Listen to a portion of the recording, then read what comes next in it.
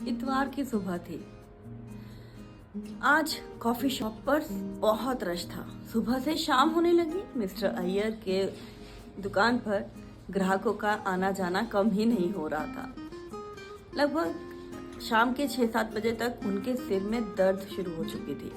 थक चुके थे वो, लेकिन अपने ग्राहकों का स्वागत करना कभी नहीं भूलते थे। फिर उन्होंने अपने स्टाफ को थोड़ा सा काम सौंपा और अपने सिरदर्द की दवाई लेने के लिए सामने केमिस्ट शॉप पर चले गए। उन्होंने कहा इसी बहाने से थोड़ा टहल भी आता हूँ। जब दवाई लेने के लिए केमिस्ट के पास गए तो उन्होंने देखा केमिस्ट वहाँ था नहीं, उसका स्टाफ काम कर रहा था। उन्होंने सिरदर्द की गोली ली, थोड़ा सा रिलीफ फील किया और उसके बाद उनके स्टाफ से पूछा कि मिस्टर प्रदीप कहीं दिखाई नहीं दे रहे।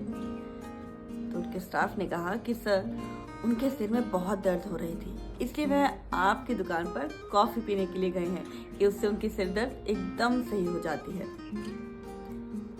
यह बात सुनकर मिस्टर अय्यर सोच में पड़ गए कि अच्छा, मेरी सिर दर्द उसकी दवाई से और उसकी सिर दर्द मेरी कॉफ़ी से ठीक होती है, जैसे कि हम लोग करते हैं कि हम लोग भी तो अपनी सारी आंतरिक खुशियाँ दूसरों में ढूंढने की कोशिश करते हैं, लेकिन धीरे धीरे पता चलता है कि नहीं, हमारी खुशियाँ हमारे अंदर ही छिपी हैं। ये बस माइंड गेम है। जैसा हम सोचते हैं ना, वैसे ही हो जाते हैं। दूसरों में हम ढूंढेंगे तो वो हमें कभी नहीं मिलेगा। जैसे कस्तूरी की खुशबू एक हिरण के अंदर होती है ना, वैसे ही हमारी जो खुशियाँ हैं वो हमारी आंतरिक स्टेट ऑफ माइंड है। क्यों? आपका क्या ख्याल है?